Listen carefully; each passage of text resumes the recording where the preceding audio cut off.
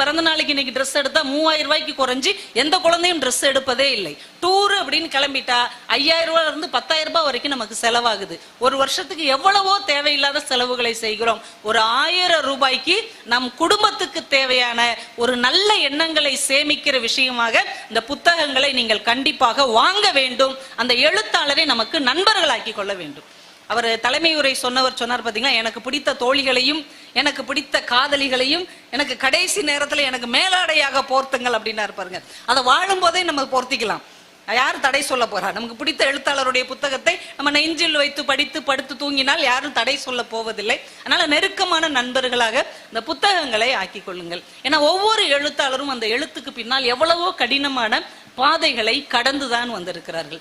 உவமை கவிஞர் சுரதா அவங்க எல்லாருக்கும் தெரியும். எப்படி பாரதியை ரொம்ப பிடிச்சதுனால கனக சுப்புரத்னம் பாரதிதாசன் தன் பெயரை மாற்றிக்கொண்டாரோ அது மாதிரி